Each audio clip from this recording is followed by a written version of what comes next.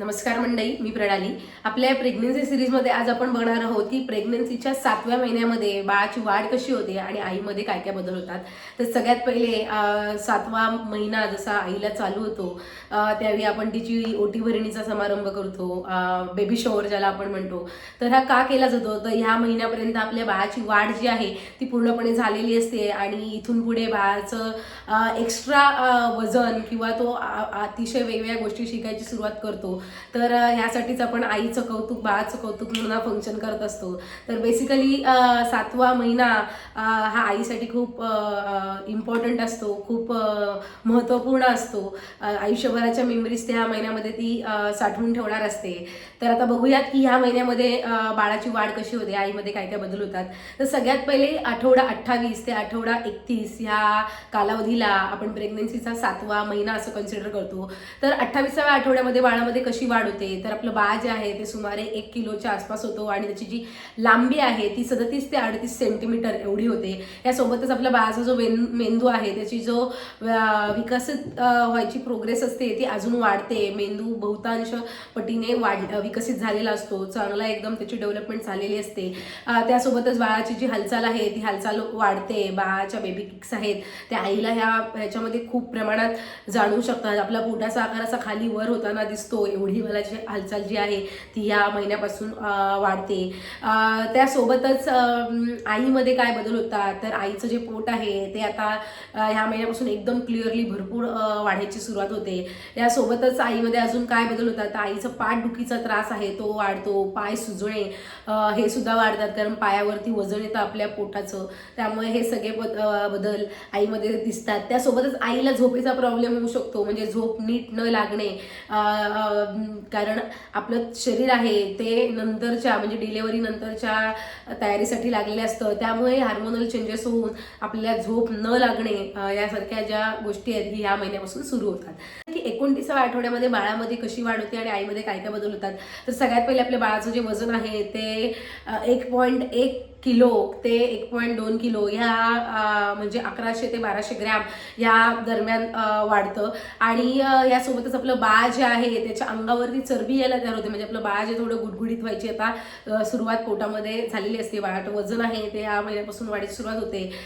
यासोबतच बाळाच्या ज्या हालचाली आहेत त्या जसं मी म्हणाले त्या आणखी जोरात ह्या आठवड्यापासून सुरुवात होतात. आईमध्ये काय बदल होतात, तर आईला धाप लागणे, म्हणजे थोडं जरी चाललं तरी असं श्वास घ्यायला थोडं त्रास होणं, तर हे सगळे प्रॉब्लेम चालू होतात.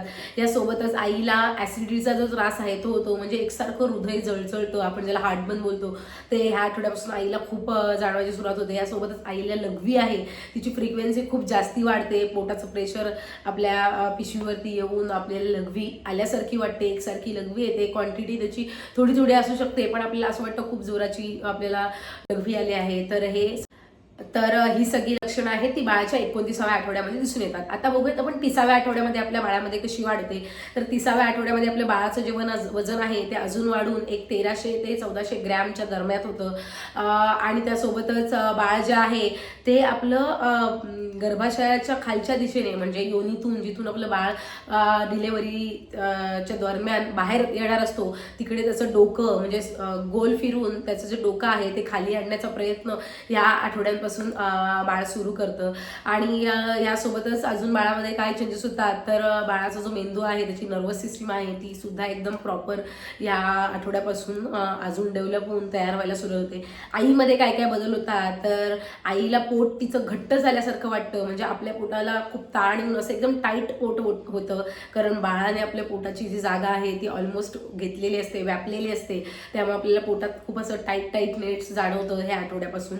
आणि यासोबतच अजून आईमध्ये काय बदल जाणवतात, तर आईच्या स्तनांतून एक कोलेस्ट्रॉम नावाचा घटक आहे, म्हणजे दुधाचाच एक दूध तयार व्हायला सुरुवात झाली असते. त्यामुळे दुधाचा एखादा थेंब जो कोलेस्ट्रॉमच्या स्वरूपामध्ये असतो तो या आठवड्यापासून बाहेर यायला सुरुवात होते. यासोबतच आईमध्ये अजून काय बदल जाणू शकतात, तर ब्रॅक्स्टन हिप्स कॉन्ट्रॅक्शन म्हणजे काय, तर खोटं हलकं दुखतं, म्हणजे आपल्याला प्रेग्नन्सीच्या दरम्यान ज्या कळा येतात त्या इथे आपल्याला असाच भास होतो, ज्या खोट्या असतात.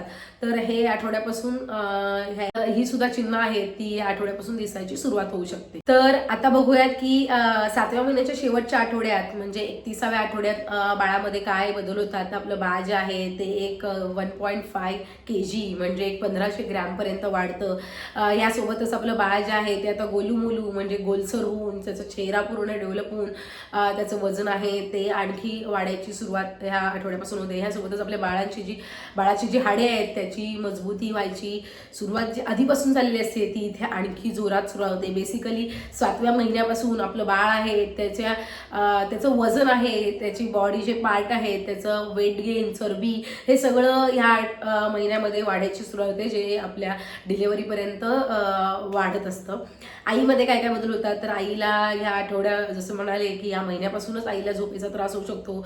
तर या 7व्या महिन्याच्या एंडिंगला हा त्रास अजून जाणवू शकतो. झोप नीट न लागणं किंवा पोटाचा त्रास म्हणजे गॅस, ॲसिड किंवा हार्टबर्न हे सगळं जाणवतं. झोप नीट न लागणं, अस्वस्थ होणं, तर हे सगळं आईला जाणवू शकतं. आता आईला या महिन्यामध्ये काय काळजी घ्यायची आहे तर पोट जरी जास्ती दुखल्यासारखं झालं, खोटे कॉन्ट्रॅक्शन आपल्याला येतातच, पण जर खरंच तुम्हाला हे खूप वेळ जाणत असेल तर डॉक्टरकडे नक्की जाऊन दाखवायचं आहे. कारण 7व्या महिन्यापासून आपलं बाळ जे आहे ते बाहेर यायच्या प्रक्रियेसाठी स्वतःला तयार करत असतं. तर हे झालं तर, किंवा पाणी गळती म्हणजे आपली जी पाण्याची पिशवी असते बाळाच्या भोवती जे आवरण असतं ते कधी कधी जर फुटून जर खूप सारं पाणी तुमच्या योनीतून बाहेर असेल, जे लघवीसारखंच असतं पण एकदम जास्ती असतं, तर असं जाणवलं तरी तुम्हाला डॉक्टरकडे लगेच जायचं आहे. यासोबतच जर तुम्हाला अशी कुठली लक्षणं जाणत असतील जी तुम्हाला नॉर्मल नाही वाटत आहे तर तुम्ही लगेच डॉक्टरकडे जायचं आहे. आईला काय आहार घ्यायचा आहे तर जे आपण आधीपासून सांगत आलोय तर आईला चांगला सकस आहार घ्यायचा आहे. पालेभाज्या, कडधान्य, वेगवेगळ्या प्रकारची फळं, दूध, ड्रायफ्रुट्स हे सगळं थोड्या प्रमाणात घ्यायचं आहे. ड्रायफ्रुट्स थोड्या प्रमाणात आणि बाकी सगळं समतोल प्रमाणात घ्यायचं आहे. प्रोटीनयुक्त पदार्थ खायचे आहेत. पनीर खाऊ शकता, अंडी, मांस किंवा मासे हे सगळं तुम्ही खाऊ शकता. आणि यासोबत आईला भरपूर सारं पाणी पिऊन स्वतःला हायड्रेट ठेवायचं आहे. तर ही आपली व्हिडिओ जर तुम्हाला आवडली असेल तर नक्की लाईक करा आणि अशाच व्हिडिओ बघण्यासाठी सबस्क्राईब करा. थँक्यू.